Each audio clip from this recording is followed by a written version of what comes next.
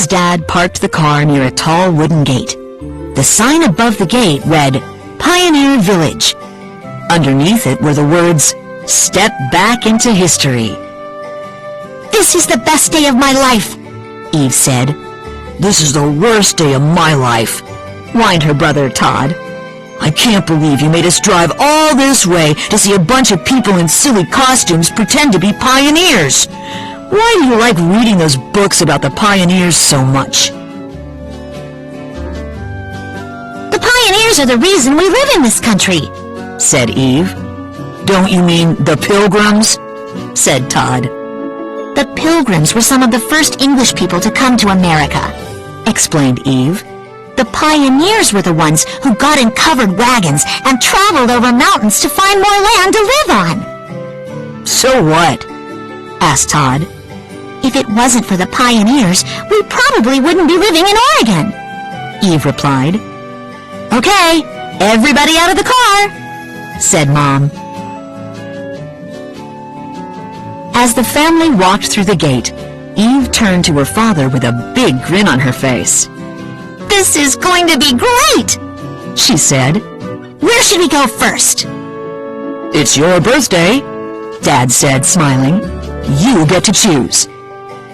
Eve ran ahead to a log cabin.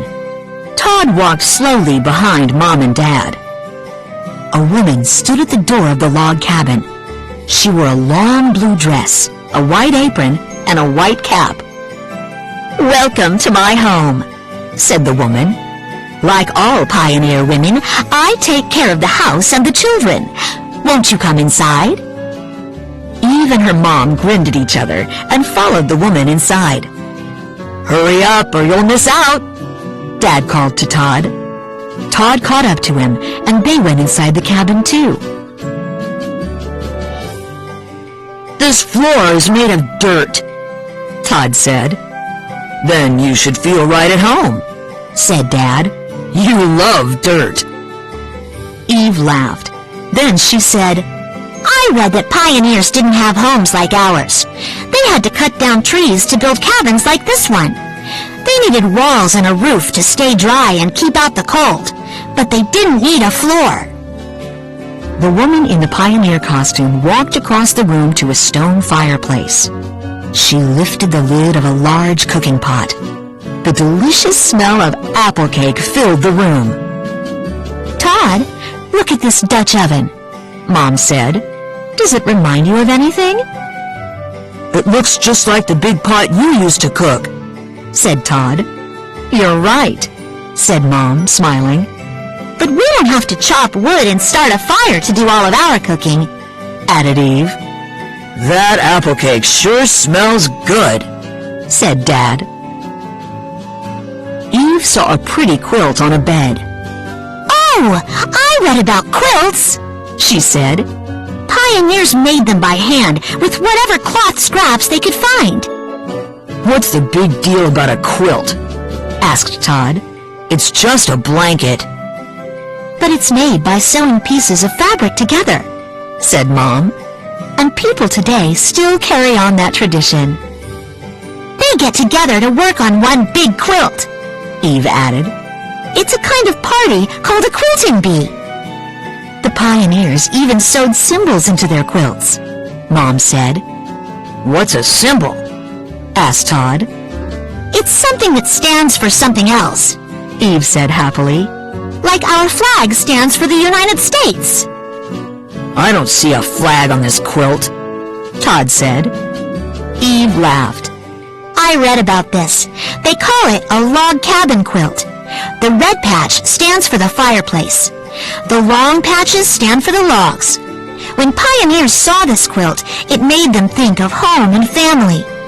Those were very important parts of the pioneer culture."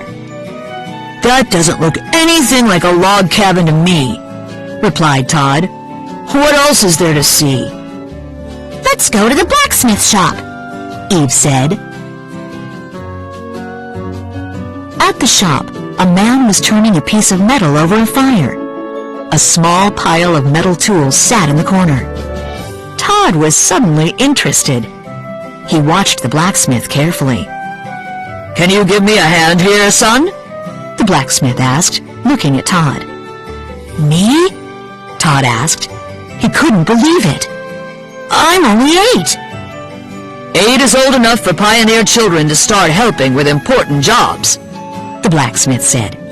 Bring over that bucket of coal, would you?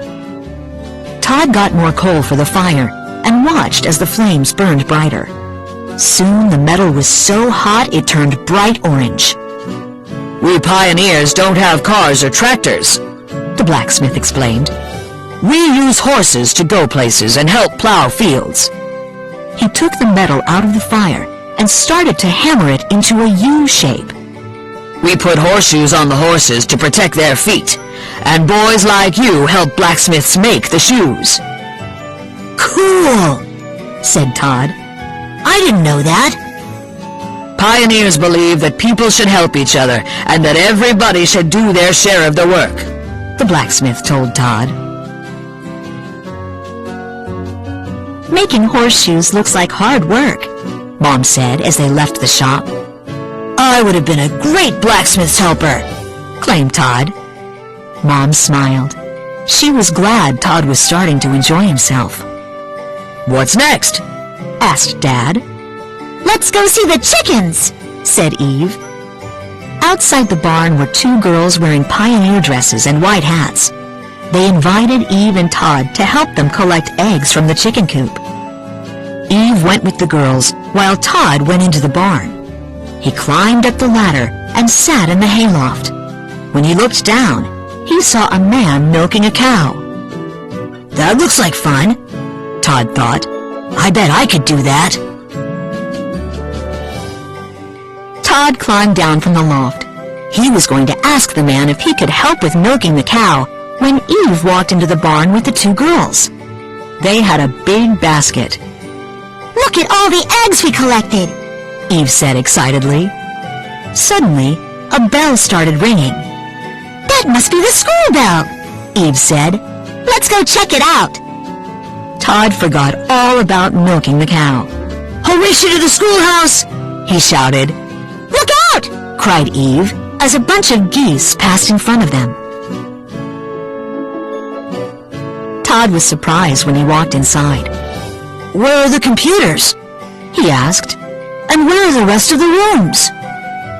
Eve told Todd that pioneer schools only had 1 room with simple wooden desks. It didn't matter if you were 6, 7, or even 13 years old. Everyone learned together. We would have been in the same class, Todd told Eve, even though you're older than I am. A teacher stood in front of the class. Boys and girls, please take your seats, she said. Then she gave each student a smooth blackboard and a charcoal pencil. Write a sentence about something you learned today, she said. Todd wrote, The pioneers worked hard, but they got to do lots of cool things. The students took turns reading their sentences out loud. Then it was time for recess, so everyone went outside. Eve played a game called ring toss with another girl. Todd found a wooden cup with a wooden ball. He tried to catch the ball in the cup. He was just getting good at the game when Mom and Dad said it was time to leave. Aw, do we have to? Todd asked. Mom smiled. Well, I think there's time for a stop in the general store, she said. In pioneer days, there was only 1 store where you could buy all the things you needed. Food, clothes, toys, everything, Eve explained. We still have stores where you can buy almost everything, Todd said. Only ours are huge. Mom told Eve and Todd they could each get something from the store. Todd looked at all the toys. Finally, he chose a log cabin kit. I'm going to build my own log cabin, he said. Eve decided on a pioneer dress. I can wear it when I read my books and pretend I'm really living back then, she said. Guess what I'm getting? Asked Dad. What? Asked Todd. Eve looked at the box in her dad's hands. It had a picture of apples on it. An apple cake? asked Eve. Dad nodded and grinned. You guessed it! Soon they were back in the car and on their way home. Eve was reading one of her pioneer books. Todd looked out the window, thinking about all the things he had seen that day. He couldn't wait to build his log cabin. Eve, he said, it's okay if you want to read that book out loud. You wouldn't be bothering me or anything. Wow, this really is a special day, Eve joked. In the front seats, Mom and Dad smiled.